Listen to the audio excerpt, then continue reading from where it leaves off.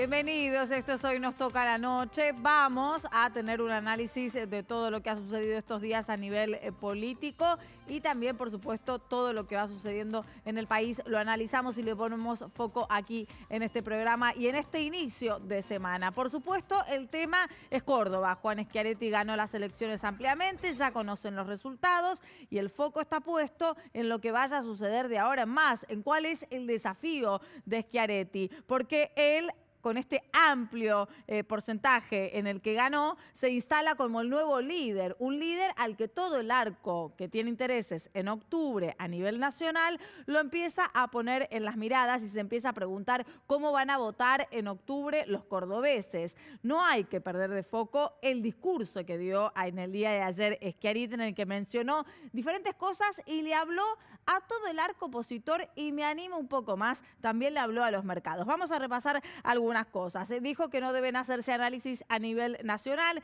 de hecho lo corroboró en Cadena 3 en el día de hoy. Dijo que los cordobeses en realidad en octubre pueden llegar a votar en cualquier otro espacio, no necesariamente el que él pueda llegar a tener mira o a tener algún interés. También le habló tanto al gobierno de Cambiemos como al kirchnerismo cuando habló de que la grieta puede ayudar a ganar las elecciones, pero que en realidad a los cordobeses no les gusta la grieta y que la grieta no ayuda a gobernar un país. También habla principalmente de los mercados, se posiciona como referente de la economía y dice de que es necesario un presupuesto equilibrado, pero sin defoltear. Y ahí entonces se instala con una visión económica. Vuelve a hablarle después a todos los sectores de la economía cuando principalmente dice: no habrá república en la Argentina sin peronismo y no habrá peronismo si no es republicano. Allí entonces le da una mirada a Cambiemos, pero también le habla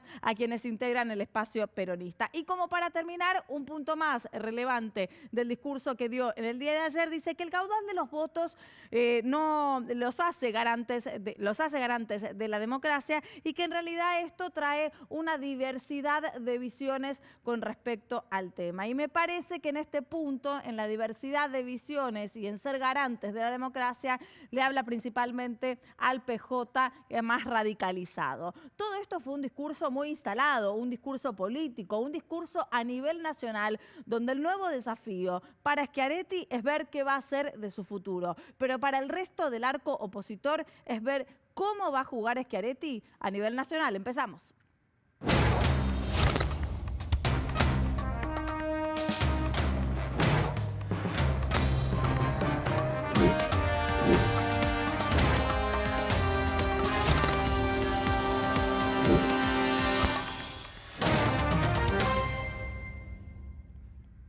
Y hay que ver un poco con las consecuencias que va a traer la elección que se dio en el día de ayer en Córdoba, principalmente porque estamos hablando de un lugar con mucho poder político, la segunda provincia más importante en caudal de votos, todos están interesados en ella y principalmente con el amplio triunfo de Schiaretti, todos están enfocados en ver qué es lo que va a suceder con los cordobeses. ¿No es cierto, Giselle? Buenas noches. ¿Cómo estás? Buenas noches, Diana. ¿Cuáles son las consecuencias? ¿Cómo se puede ver cuál va a ser el desafío que va a tener Schiaretti y además? Bueno, primero hay que reconocerle el mérito propio, ¿no? Porque Sí. él lo dijo, es una elección provincial, los votos son todos de él. Dijo, no venga nadie a saludarme, a colgarse de mi cabello, para no decir como dice Moria, porque esto lo gané yo, fui yo el que, los votos son míos. Es un poco también la técnica que están utilizando las diferentes elecciones que van ganando los oficialismos, ¿no? Sí, no bueno, nacionalizar la elección, quedarse en lo provincial. Sí, pero sin embargo, igual hizo un discurso, como vos bien decías, para mí un poco ambiguo, si querés ahora lo vemos, un poco ambiguo, pero con proyección nacional. Y además, por lo menos, el debate, digamos, de hoy, ¿cuál fue? ¿Tiene impacto nacional la provincia, segundo peso en el padrón electoral? ¿Son elecciones? ¿Ahí se puede traspolar el resultado? Bueno, tiene, quizás no el resultado completo, pero sí va a tener un impacto nacional. Ajá. Por lo pronto, en el espacio que forma Schiaretti, que es en Alternativa Federal. ¿Le da aire a Alternativa Federal el triunfo de Schiaretti? Sí, le da aire. Ahora, lo posiciona de otra manera, lo revitaliza y eso todavía está por verse. Y va a tener que ver con lo que haga Schiaretti de acá por lo menos al 14 de junio, que es cuando vence el plazo para inscribir las alianzas. En Alternativa Federal lo imaginan como el gran ordenador de la interna, una persona que pueda llegar a generar unas primarias competitivas como para que el espacio llegue con vida a octubre, o sea, llega de manera competitiva. Y además el desafío que tiene Schiaretti también es evitar que algunos gobernadores, porque si bien la mayoría de los gobernadores que están en Alternativa Federal no están pidiendo alianza con Cristina, hay varios que sí, sobre todo los del norte, salvo Urtubey. Entonces, el desafío es, bueno, generar justamente un espacio competitivo para que, llegado el momento, algunos gobernadores no terminen alineándose detrás de la candidatura presidencial de Cristina Kirchner para las elecciones a diputados nacionales, ¿no? Porque la mayoría desdobló las elecciones, digamos, ya Claro. la gobernación se eligió. Así que le queda ese desafío a Schiaretti por delante. Y mientras tanto va atendiendo los mensajes de cada uno. Va atendiendo los mensajes de cada uno. El presidente le mandó un WhatsApp. Claro, va a haber igual una reunión, la están preparando, algunos dicen para esta semana, con los gobernadores, no acá. Quieren apurar, por eso te digo, porque hay poco tiempo, en realidad, por el tema, sí. Por lo menos para inscribir las alianzas. Labaña está esperando también a ver qué hace, porque la verdad que pretendía un guiño de Schiaretti. Hoy salió a decir Labaña que habló de la grieta, estamos en sintonía, yo tampoco quiero la grieta. El presidente también está esperando a ver qué hace, porque ellos los llamó anoche o se mensajearon por WhatsApp.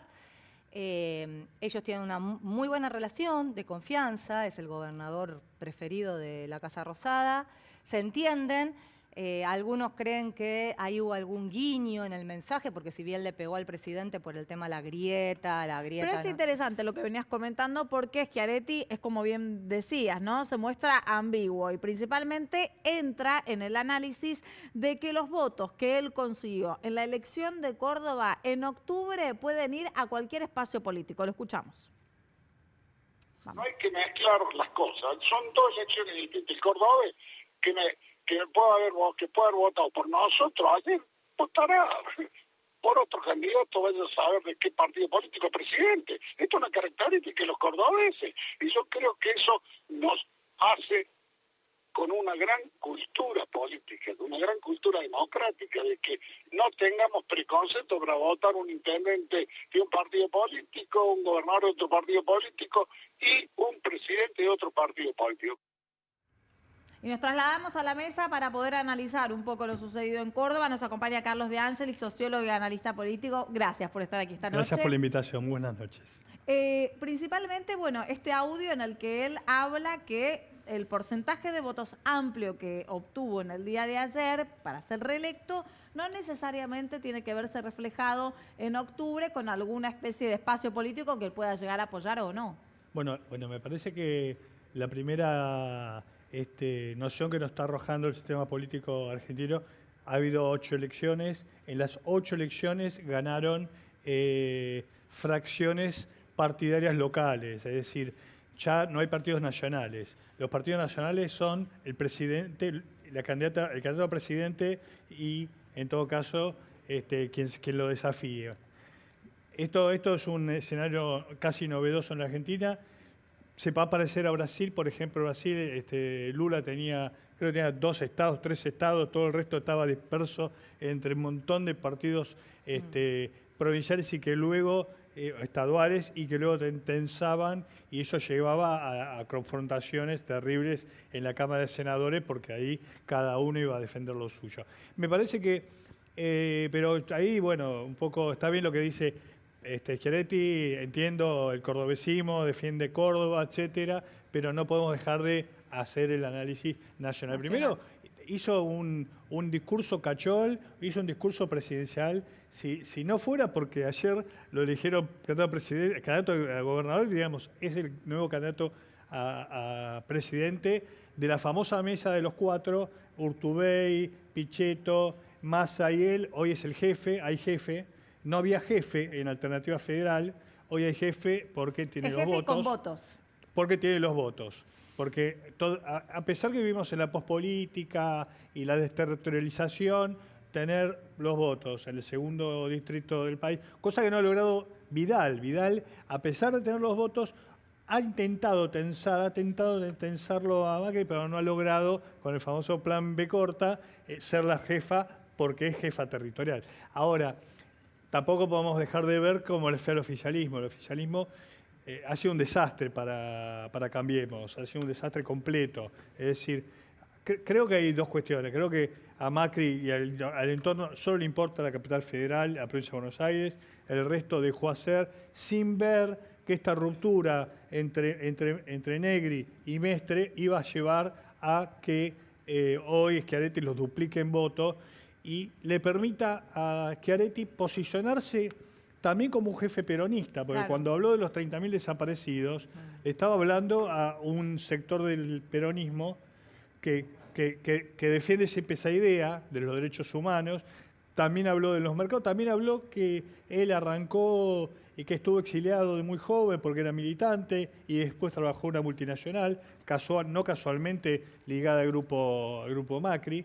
Entonces me parece que él hizo un discurso cachol tratando de... Le habló a los mercados, le habló a todo lo que se movía, le habló y fue un discurso presidencial porque no es que se centró en los problemas cordobeses, pero tampoco podés dejar de ver, y con esto hubo un voto castigo a las candidaturas de Cambiemos. La situación económica pega, es una de las principales provincias industriales.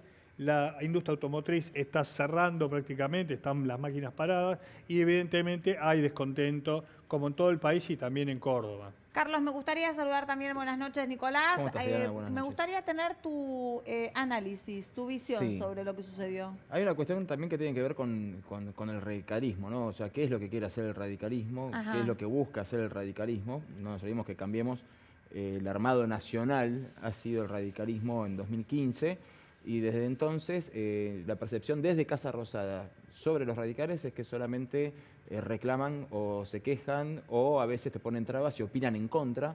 Y ya un momento que directamente el extremo, el paroxismo, es lo que se ha vivido en Córdoba, donde uno de los candidatos dijo, no, yo quiero ser el candidato, y parece que no hizo ni una encuesta, porque cuando uno ve los resultados de este domingo, en su ciudad, donde es intendente, Mestre sacó 8 puntos.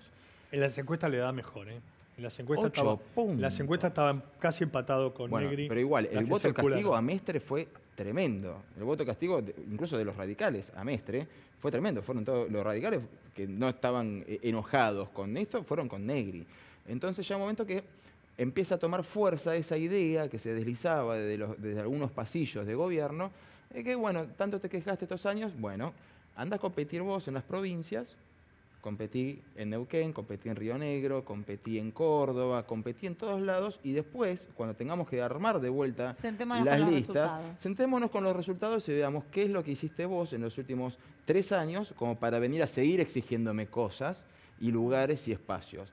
También recordemos que todos los gobernadores que fueron ganando en las últimas elecciones son gobernadores que han tenido excelente relación con el gobierno, a excepción de Río Negro, donde ganó la Delfina, del gobernador que tenía una muy fluida relación con el gobierno, con lo cual pareciera que, bueno, Frigerio es como que hace de las suyas, ¿no? O sea, son todos los gobernadores que tenían buen diálogo con Frigerio.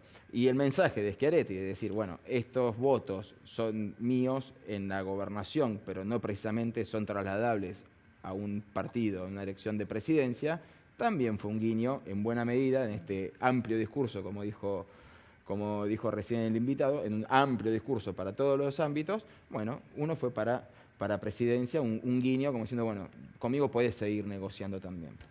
Bueno, y usted en todo este panorama, ¿cómo ve el radicalismo a nivel nacional entonces? El radicalismo monotributista está un poco terminado. Está claro que están perdiendo hoy las intendencias, que era realmente la base de sustentación que incluso le permitía... ¿Qué hizo el radicalismo? Le dio estructura. No logró ni siquiera algunos cargos menores de tercera línea, pero logró estructura y mantener una estructura y mantener esa cuestión. Hoy está en caída. Ahora, el PRO nunca armó nacional, no tiene candidatos provinciales fuertes, no ha logrado o no le ha interesado. Me dicen el kirchnerismo, tampoco el kirchnerismo en su momento.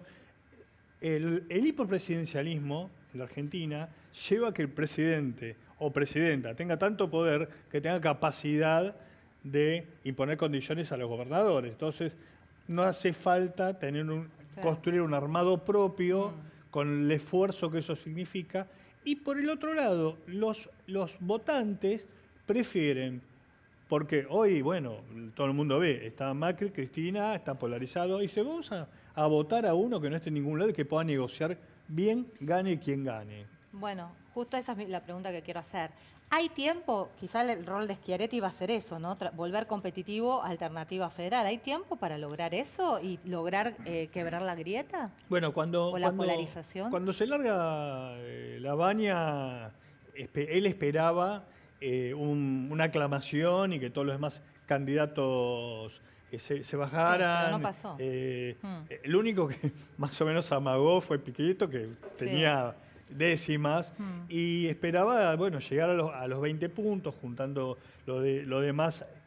Eso lo hubiese puesto competitivo, y hoy que el gobierno estaba muy mal en las encuestas, que Macri estaba muy mal en las encuestas, estaría peleando el segundo lugar y intentando llegar al balotaje. Esto no está pasando y no pareciera que fuera a pasar. Entonces, lo que decían antes, los gobernadores también quieren tener un presidente amigo. Ya está, ya ganaste, ya tenés tu territorio. Ya sabemos cómo es el diálogo. Pero vos querés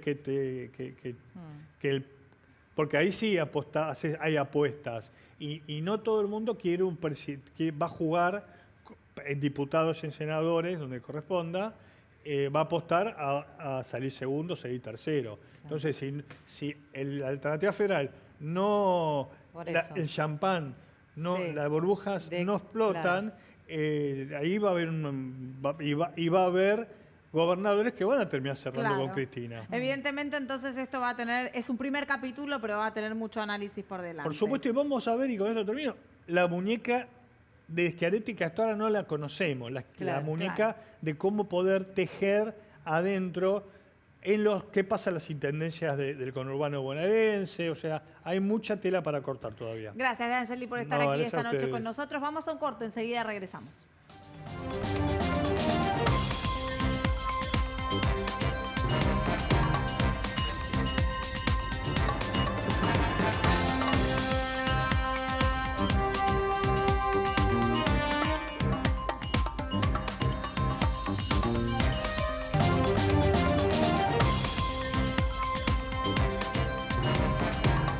Quien hoy nos toca la noche, vamos a seguir en cuanto al sendero de la política, pensando en la estrategia de comunicación.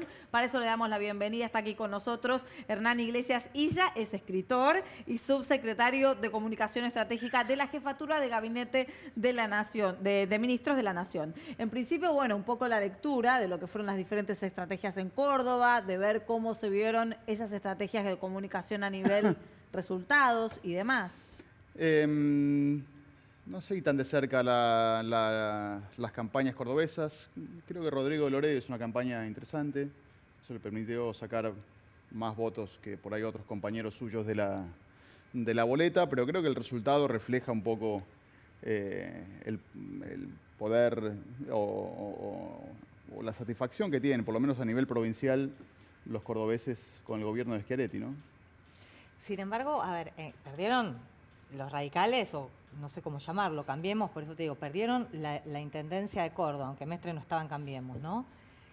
¿A quién castigaron? Como decía Nico, al radicalismo, a la visión del radicalismo, o se castigó, digamos, a la crisis del gobierno por se perdió la elección de Córdoba. ¿Y a quién se castigaron los cordobeses? Y generalmente, cuando uno va con una oferta dividida, es más difícil hacer valer esos votos o tratar de tener un mensaje claro sobre qué oferta tiene, o sea, qué proyecto de futuro le estaba proponiendo los candidatos de Cambiemos a los vecinos de Córdoba capital. Y con dos candidatos es muy difícil de decir. Pero no, vos decís que no hubo, la crisis económica que se está viviendo, ¿no tuvo influencia en esta elección en Y si Córdoba? lo hubiera tenido de alguna manera, también podría haber castigado al gobernador, ¿no? O sea... ¿Por qué el gobernador si no está en Cambiemos el gobernador? No, pero el gobernador tiene mucha influencia sobre cómo vive la gente también de las provincias. Pero igual, a ver, eso es muy difícil de decir. O sea, quizás una influencia o no. Córdoba en general es una provincia bastante pujante en muchas de las sectores de la economía que han funcionado quizás mejor que otras en los últimos 3 años. Entonces quizás ha estado un poco más, digo, aislada de lo que pasó en el último año, aunque obviamente todo el mundo, en todo el país, Y en ese difícil, sentido, ¿no? entonces, el discurso de Schiaretti, ¿a quién le habla? ¿A todo el Creo que país, le habla a los cordobeses, a la política, a los mercados? Todos. Me parece que fue un discurso inteligente. Hoy mirábamos que de la lista de 10 puntos que propuso el presidente la semana pasada o la anterior, Schiaretti en su discurso, sin que nadie se lo pidiera, mencionó 5 de esos 10 puntos, ¿no? Me parece que tener esas coincidencias es un poco lo que buscábamos con esos puntos, mostrar que hay un amplio sector de la política argentina que tiene responsabilidad, visión de Estado, visión de futuro, que comparte algunas cosas, que está que piensa distinto en otras, ¿no? Que pueden ser gobierno y oposición, y después quizás turnarse en eso, y unos son oposición y ¿Pero es un otros discurso gobierno. que coincide con el gobierno nacional o es un discurso que en realidad es presidencial? Yo no sé si Schiaretti, habrá que preguntárselo a él, ¿no? Pero digo, alguien que acaba de ganar la gobernación de Córdoba, que dentro de 20 días, porque son 20 días, bueno, 20 días no, un mes, tenga que presentar un frente para presentarse a presidente, no lo veo. Aparte, por el discurso ayer, me parece que él siente una responsabilidad con los Nunca se cordobeses, sabe. pero nunca se sabe. Más allá de las diferencias, en 2015 frente a 2019, bueno, esta vez el radicalismo sacó 10 puntos menos yendo dividido. Pero el triunfo... ¿10 menos o creo que son 5 menos? Creo que casi pisa los 40. No, 33. No, 33 contra 33. casi 30. Más sacaron lo mismo entonces. 4 puntos, ¿no? La visión de la Casa Rosada, ¿no? O sea, estas derrotas consecutivas como se vienen dando, no son muy distintos a los que llevaron al camino a la presidencia a Mauricio Macri. ¿Ven alguna diferencia que los pueda llegar a preocupar frente a 2015? En general vemos que se está repitiendo mucho el ciclo de elecciones de 2015, ¿no? En general en las provincias que hemos visto, incluso en La Paso, Entre Ríos, o en Río Negro y en Neuquén, por decir las que me acuerdo ahora, y en Córdoba, con esta diferencia de 3 puntos en Córdoba, vemos un escenario parecido al de 2015 y en general creemos que el mapa electoral, incluso nacional, es bastante parecido al de 2015. En 2015 hubo 2 provincias clave para Sí. que Macri gane por 2 puntos, ¿no? Apenas en el balotaje. La provincia de Buenos Aires y la provincia de Córdoba.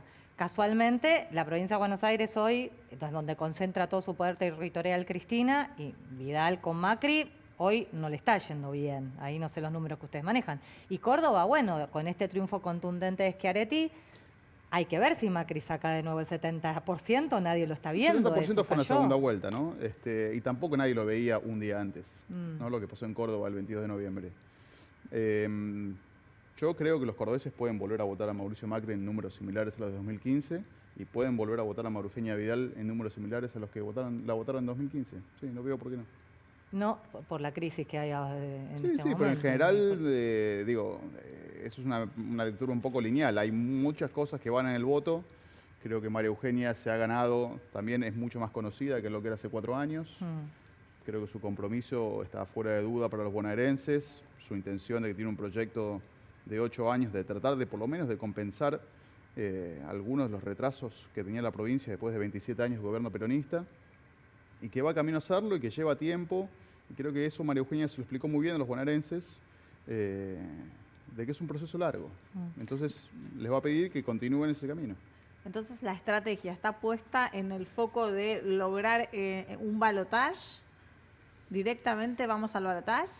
¿Los argentinos? Uno siempre trata de ganar lo antes posible, ¿no? O sea...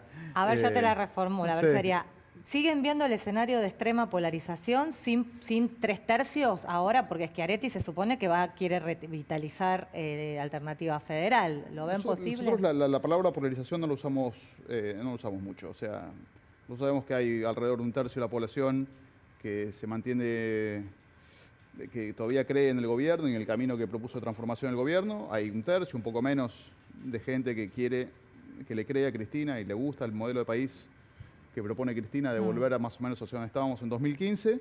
Y después hay el resto de los argentinos están ahí tratando de decidir si votan a Macri a darle una segunda oportunidad o si se refugian. O sea, no ven 3/3. No lo veo como demanda hoy. No lo vemos como una demanda. No hay gente, digamos, cuando hay una demanda, no hay una demanda de un outsider o no hay una bronca con la política como si hubo por ahí en el 2001 o como ha habido en países a nuestro alrededor, en Brasil. En Brasil, Bolsonaro también es un castigo a la política, más allá de la situación económica y más allá. Que siempre el foco es la polarización. Si a usted no le gusta usar el término, lo entiendo, pero que es o el kirchnerismo o nosotros. Yo no lo veo así. Nosotros hemos negociado, hemos tenido minoría en ambas cámaras estos 4 años, hemos trabajado con los gobernadores, hemos firmado acuerdos con los gobernadores muy importantes. Hay un montón de leyes que salieron casi por unanimidad. Más por obligación o por convicción, más negociadores que nosotros no ha habido. Y ese es realmente parte de nuestro ánimo. Nosotros nunca, al revés, a mí me gustaría que existiera más claramente la percepción de que el peronismo, alternativa federal, digamos, ¿no? Por no decirle racional, pobres, y Cambiemos representan una normalidad democrática y que la asimetría es el kirchnerismo. Bueno, ¿no? ahí hay una polarización. No es una polarización, porque la polarización parece que hay dos mundos equidistantes de un centro, que nosotros somos un extremo y el kirchnerismo es otro extremo. Yo no lo veo así. No son dos extremos. No, Cambiemos es parte del centro democrático de alguna manera, quizás más corrido hacia un lado o hacia el otro, pero que cumple las reglas de la democracia, participa de la vida institucional, no pone en duda la Constitución, no pone en duda las reglas de juego en las que vivimos, y el kirchnerismo sí lo hace. Abiertamente, no es que estamos acá. Abiertamente quieren cambiar las reglas de juego. Eso me parece a mí una postura asimétrica con respecto al centro. En cambio lo veo a Schiaretti, los veo a Gustavo Bordet, o a Pasalacqua, o a Pepo, a todos los gobernadores jóvenes, que me parece que ha habido un gran recambio generacional de un peronismo enfocado en la gestión, sensato, preocupado por la justicia social, como es la tradición del peronismo, con el que sí se puede dialogar y se puede tener una alternancia en el futuro. A mí que Schiaretti diga, no hay peronismo, no hay república sin peronismo, y no hay peronismo si no es republicano, me parece una frase definitiva que espero que el resto del peronismo la abrace. Hay una cuestión de comunicación que pareciera... en un principio yo lo entendía como para diferenciarse del cristianismo, ¿no? Que era todos los anuncios por cualquier inauguración menor que fuera, o reinauguración, o recontra reinauguración, era muy pomposo, transmitido por cadena y todas esas cuestiones. Pero es como, al principio lo entendía como para diferenciarse, pero después de ver las tapas de las últimas semanas con inauguración de obras claves o obras que los porteños no habíamos visto en décadas, yo por lo menos no había visto nunca, y ver que en la tapa de los diarios no aparece Macri nunca, no es como que la Argentina no está preparada como para esa clase de campaña. O sea, pero igual, lo digo desde el punto de vista de que a mí me molestaba ver tanta presencia presidencial en la inauguración de algo, y ahora tanta ausencia. Digo, ¿no le estará jugando en contra? Digo, pero los diarios no tenemos tanta influencia. Es una decisión más de los diarios, que tienen menos influencia que antes, ¿no? Pero la presencia del presidente en esos eventos concretos. Qué sé yo, nosotros somos muy respetuosos de cómo los medios cubren al gobierno, tratamos de no opinar sobre cuestiones concretas, tratamos de tener las reglas de juego más claras posibles, tenemos medios públicos que nosotros creemos que son mucho más federales y profesionales y pluralistas de lo que eran, hemos bajado 2/3 la pauta publicitaria, la repartimos con criterios que están publicados en la web, y después que la prensa haga su trabajo en un contexto que nosotros reconocemos muy difícil. Ahí ha habido muchos cambios tecnológicos, cambios en el modelo de negocio, presiones por la inmediatez, presiones por publicar contenido, una cantidad de contenido enorme que a veces genera distorsiones, pero bueno, ese es el mundo en el que vivimos. ¿También influye en el cambio de estrategia de comunicación de un gobierno? Es que, a ver, un entorno en el que las audiencias están fragmentadas, que ya los programas de... Digo, Tinelli tenía 50 puntos de rating, ahora tiene 10, y sigue siendo un líder de audiencia, ¿no? Los diarios de papel venden mucho menos, es más difícil a cualquiera llegar a muchas audiencias, no solo al gobierno, ¿no?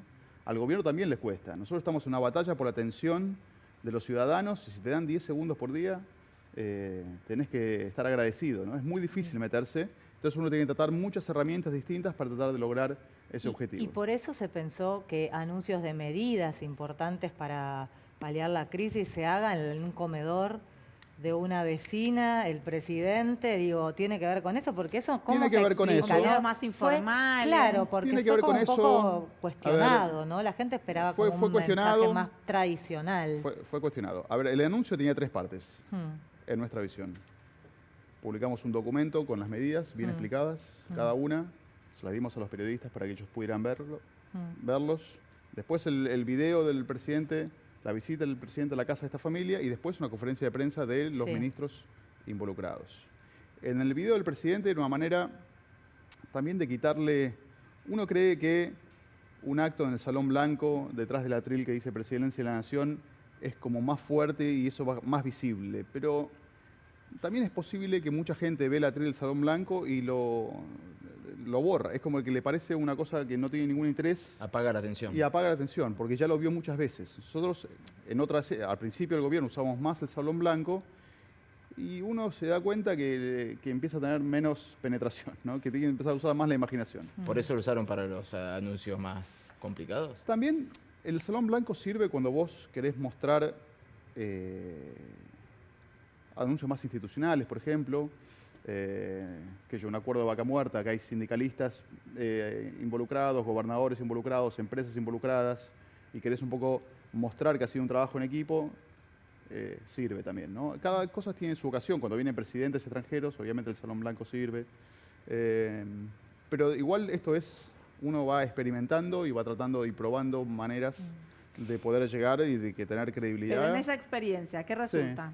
Por ejemplo, en los videos que se muestra con los vecinos, que fue bastante cuestionado también, porque en algún punto es algo que abarca a varios sectores de la sociedad. Después, ¿el resultado termina siendo positivo o negativo? Es medio difícil de medir, ¿no? Porque es algo casero, pero que uno, cuando lo ves de la casa, puede decir, bueno, pero esto estaba preparado, ya sabía que iban a ir. Claro, como que a veces no resulta creíble, ¿no? Yo te digo, las conversaciones son 100% genuinas. Es gente que invita al presidente, después viene obviamente un equipo de avanzada de presidencia para chequear cuestiones de seguridad, pero no en general, quiero decir, no sigo siempre. Pero les dicen que va a venir un ministro, le va a venir que viene algún funcionario y después el que aparece es el presidente. Y las conversaciones que se ven en esos videos son 100% genuinas. Por eso sirven, quiero decir. Si no, Bueno, no pero el servirían. público en general tiene derecho a sospechar. Tiene derecho a que sospechar. no es genuino. Perfectamente. Pero nosotros, por suerte, hemos logrado una credibilidad muy alta. Hablando de la llegada, la dificultad de la llegada, ¿no? A los distintos públicos. ¿Cómo evaluás la presentación del libro de Cristina Kirchner? ¿Fue un acierto o fue un error? ¿Es un acto de campaña? ¿Para quién? Claro, ¿para quién? Por eso digo, para... A ver, el acto de Cristina no lo pude ver porque todavía estaba trabajando, tenía que entregar algo y me lo perdí. Pero justamente después llegué a casa y vi que se hablaba mucho más de la agresión a Maru Dufard. Bueno, depende en qué canal. Igual, no, en las redes sociales y en general. Ella quiso tener un discurso más moderado, pero la puesta en escena y el contexto como que la sigue traicionando, ¿no? Me parece que ahí va a haber una tensión todo este año. ¿Vos decís a ella, Cristina? Sí, entre Alberto Fernández, que la va a querer mostrar socialdemócrata y europea, y toda su banda de más fanáticos que van a querer seguir en la onda Vamos por Todo, que es un poco lo que mostraron el otro día. Pero puntualmente el libro... El libro lo leí. ¿Y? Somos dos, vamos. ¿Es una Cristina más moderada? No, ¿Es la claro, misma? pero digo, cero, pero cero, es un cero error. moderada. Vos que sos experto en esto, Cero moderado. ¿es un acierto para la llegada a su... No un sé, libro se tiene que vendió, vender no y sé. parece que está vendiendo. Sí. ¿No? Lo que veo es un libro sin reflexión de ninguna manera. En ningún momento ella para y dice, ¿no? Mira 10 años para atrás, 20 años para atrás y dice, se investiga a sí misma, dice, tomé una decisión correcta, no la tomé.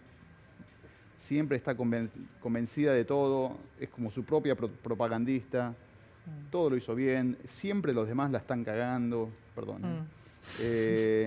Siempre la cubren, todos los medios tienen la culpa de todo, es como que se desprende para mí una bronca que no está buena. ¿A ustedes los beneficia? Eso no lo sé, habrá que verlo, qué sé yo, pero la verdad que...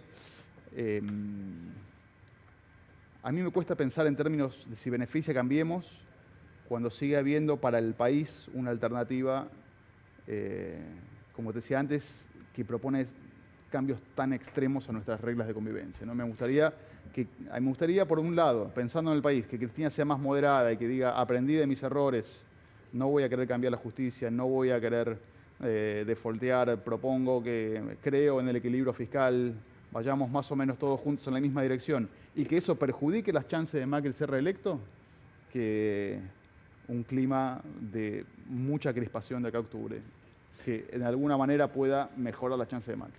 ¿Cómo es hacer campaña en tiempos de crisis con el kirchnerismo enfrente? Es casi una... He escuchado uno que me dijo, oye, es como hacer jiu-jitsu, usar la fuerza del otro a nuestro favor. Eso se puede hacer. Pero ¿cómo es hacer campaña en tiempos de crisis por una reelección? A ver, en campaña de crisis, el momento es así. Los kirchneristas quieren que hablemos solamente del presente y del bolsillo.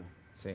Y nosotros tenemos que hablar de la historia de estos 4 años y de los próximos 4 años, ¿no? De dónde estábamos y qué encontramos, qué hicimos y hacia dónde vamos, y no solamente hablar del bolsillo, aunque reconociendo, ¿no? Porque probablemente incumplimos los plazos de los cambios que veníamos a traer, y hablar de muchos otros temas en los que creemos que hemos hecho transformaciones muy importantes, muy profundas y muy duraderas de la Argentina, en nuestras reglas de convivencia, en la cultura democrática del país, en su seguridad y narcotráfico, obras de infraestructura, en la relación con el mundo,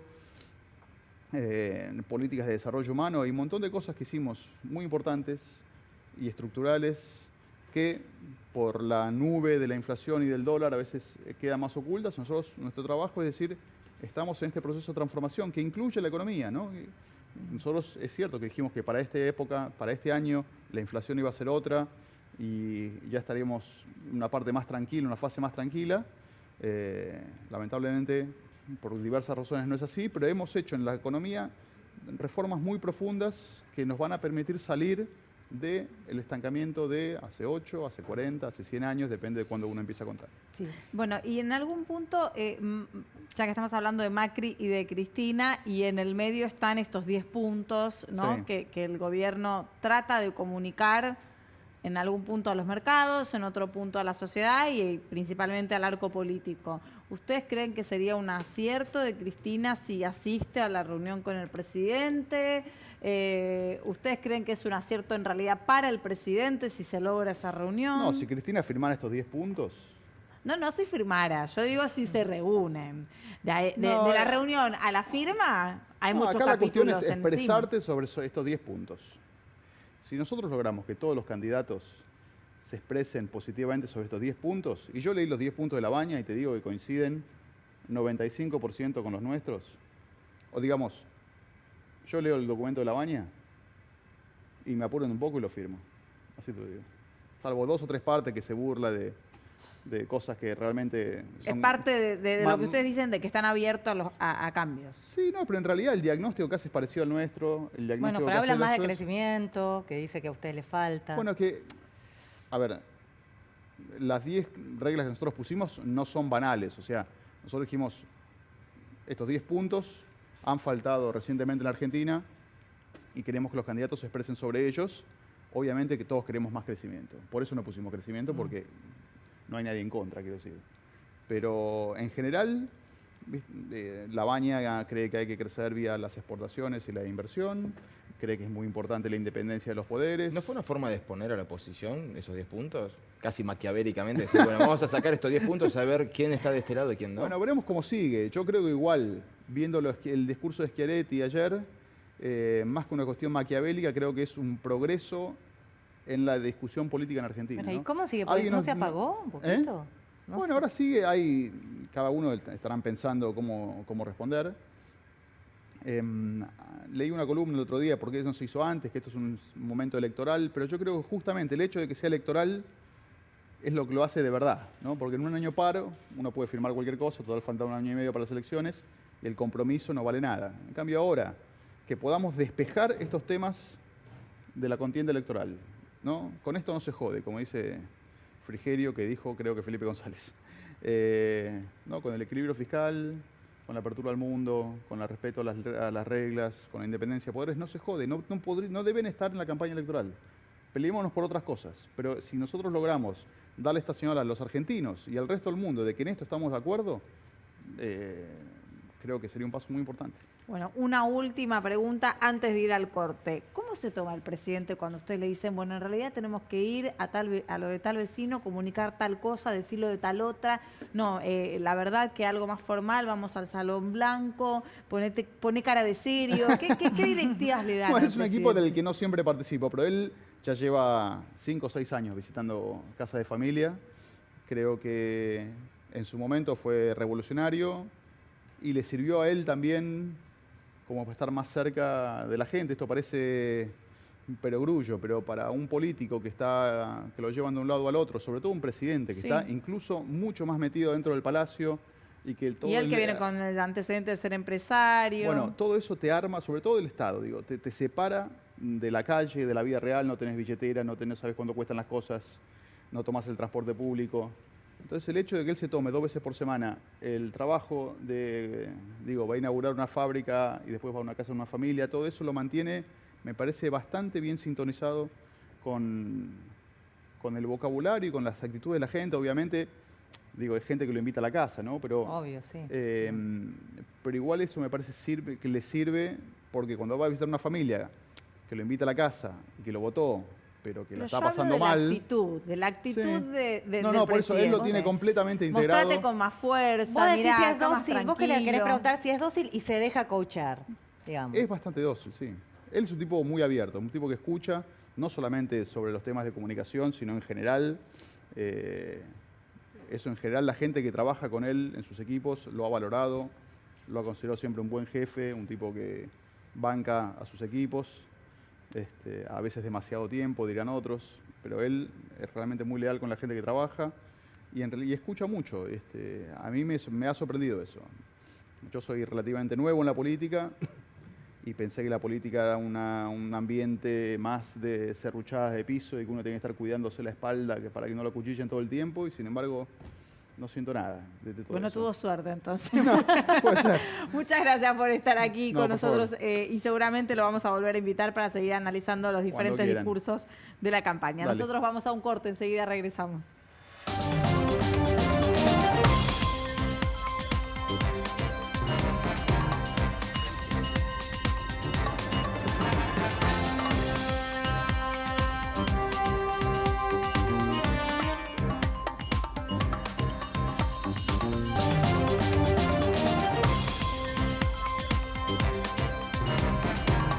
Y Maura Zárate en la cancha no la pasó muy bien, así que vamos a entrar en el debate a ver si es de River, de Boca o de qué equipo tiene que ser, Santiago.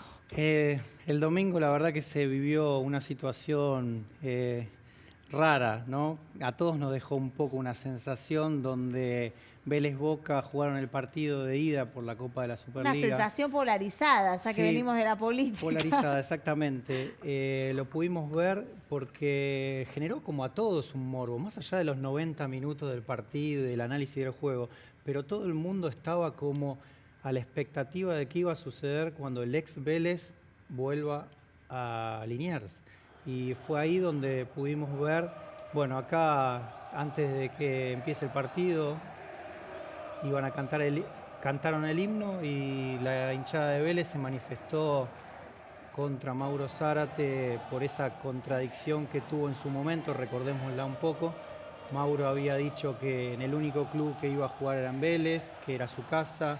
Ya de hecho cuando estaba afuera fogoneaba con esto de el único lugar donde voy a jugar y voy a terminar mi carrera es ahí. Y de repente, bueno, a último momento pasó al club Ceneice y eso desató la bronca y el descontento, ¿no? Y el punto es cómo se manifiestan este tipo de frustraciones, este tipo de contradicciones en el fútbol, ¿no? Pareciera como que cuando se juega con las pasiones de las personas en el ámbito futbolístico es o la cabeza y no termina nunca más, pareciera, ¿no? Porque los futbolistas a veces utilizan a su favor esto de la pasión de la gente, el hacerse hincha, hacerse de la gente a su favor para lucrar, para mejorar el contrato, para tener un lugar mejor en el club, Para ponderarse. para ponderarse. Yo no Y de quiero- repente cuando pasa este tipo de cosas, el fútbol se manifiesta de una manera muy cruel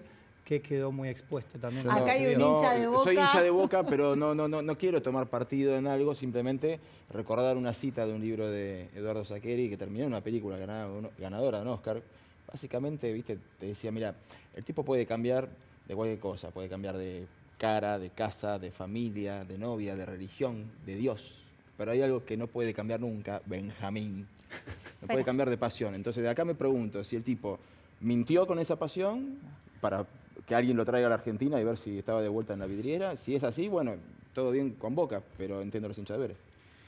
No, Es que cuando uno se manifiesta con tanta pasión, si no es consecuente, el vuelto también vuelve con mucha pasión. Y esto fue lo que... Qué interesante Y eso. esto fue lo que le pasó a la gente de Vélez. De repente Mauro Zárate, como tantos otros futbolistas, muchas veces empiezan a generar esto de pasión, tengo la misma pasión que ustedes, siento los colores igual que ustedes, vuelvo a mi club y juego gratis. Pero cobran. Digo, no lo hacen gratis por pasión, perdón, ¿no? Porque yo estoy... Puede ser pasión por la selección A vos hablás de también, ¿no? pasión, pero ¿qué pasión? Se cobran fortunas los jugadores de fútbol. Muy Bueno, bien, Digo, Giselle. cobran fortunas y además trabajan por la paga, justamente. Si tienen que irse todos, si fuera por la pasión, tendrían que trabajar todos gratis. Giselle. Como hacen Han en habido su casos. momento los jugadores de Han habido rugby. Después le casos. digo qué opino. Han habido Giselle, casos. lo que vos decís está muy Encima bien. cobran porque fortunas, pero no es que cobran un sueldito, cobran... Discúlpame, Yo me confundo la pasión, ¿qué pasión? Guillermo Digo, Barros supo- Schelotto no se quiso ir nunca de Boca hasta que no le quedó No. otra. Ahora, ¿puede ser que él a nivel profesional Ofertas le tuvo. conviene un contrato en Boca, pero su corazón sigue siendo de Vélez?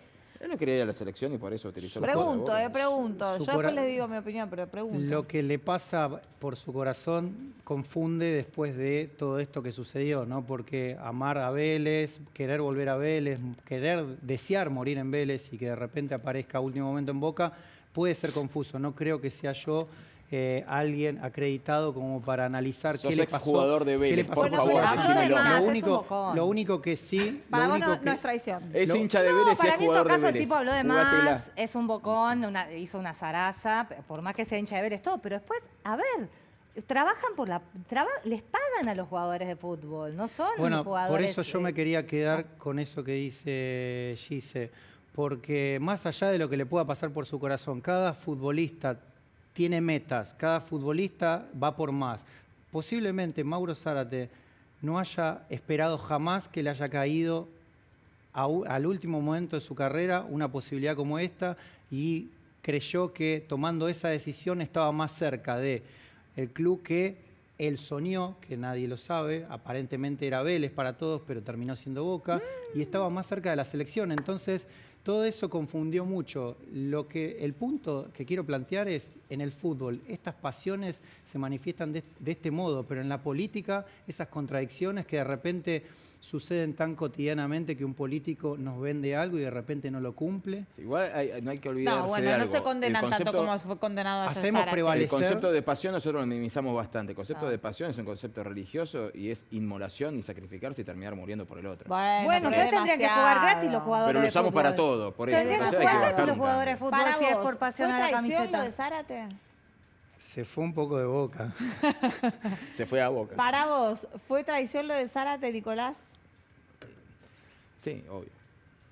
Pero no, el tipo tiene que comer. ¿Qué sé Traición yo, que me digo? beneficia, ¿eh? No sé. Traición que me beneficia. Negocios pero son bueno. negocios, señores. Buenas noches. Que terminen bien el lunes. Nos reencontramos mañana. Mañana volvemos aquí a las 11 en el canal de la ciudad haciendo Hoy Nos Toca a la Noche.